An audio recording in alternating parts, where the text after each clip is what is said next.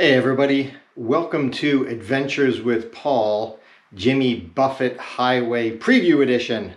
Today we're going to talk about the route, what I'm taking on the route, and some of the highlights, which are going to be riding along the coastline, and Leslie Nielsen's gravesite.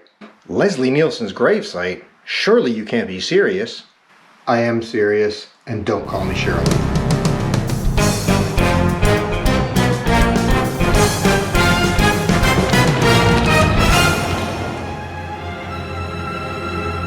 For this trip, I'm going to be taking two fork panniers, which are 5.7 liters apiece, and my seat pack. It's an Ortlieb. It's about 13 liters, but I'm probably only using about 8 or 9 liters of them. So the fork packs are going to be carrying my regular everyday goods, and the seat pack is going to be carrying my clothing for the trip. A rain shell. Right fork pack will also carry my lock. In case I have to go anywhere, I'd rather have a lock than not have it. My iPad. I am a big proponent of the iPad or the tablet. For me, it's almost a daily driver. It can just do so much, and it's 1.2 pounds or something. What's in the left fork pack? Good question. It's my toiletries, hairbrush, razor, underarm, chamois cream, because chamois cream. Wet wipes. I had a whole segment on wet wipes on my last Florida trip. Ironically, Lysol for the shoes, beach defense, Cliff bars from Trader Joe's. This is the Trader Joe's energy bar brand. I'm going to give those a shot. I have a Philo's walking tamale. I'm going to be cycling, so if this doesn't taste great, maybe because I'm not walking and I'm actually cycling. Tums, you never know, right? My Insta360 X5. This has got the little GoPro action camera adapter on the bottom of it. Spare batteries for the X5. Got my charging equipment, a whole bunch of cables. I got 2 USB-C cables, a micro USB, and an Apple Watch, an old sock. I talked about how you can use old socks that have worn out their usefulness as socks and bring them along to use as chain cleaners. And for clothing, underwear, pair of off-bike shorts, 3 pairs of socks, hoodie. This is an REI brand hoodie that Mrs. Mulvey gifted me for Christmas, so thank you, Mrs. Mulvey. This is my cool Adirondack jersey. Padded bike briefs. My favorite shorts, these are Zoic Ethers.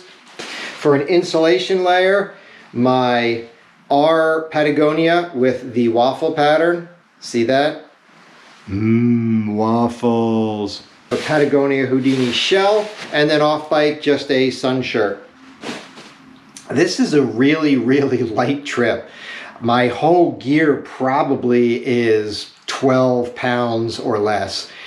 This is going to be an 8-day trip. Let's look at what's going to happen day 1 through day 8. Day 1, we're starting outside Miami Airport, hitting the beach, and riding all the way up to Fort Lauderdale.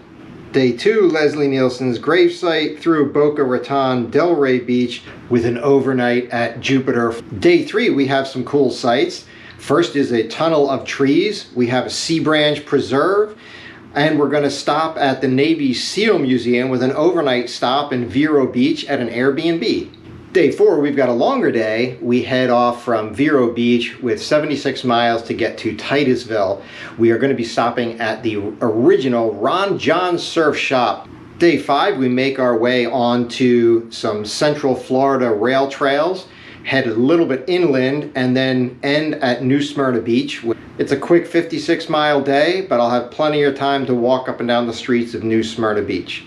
That's on February 21st. Day 6, let's ring in 70 miles going to St. Augustine, and I have an Airbnb right downtown in the middle of everything that's going on there. So I won't have very far to walk to the pedestrian area or to restaurants at night.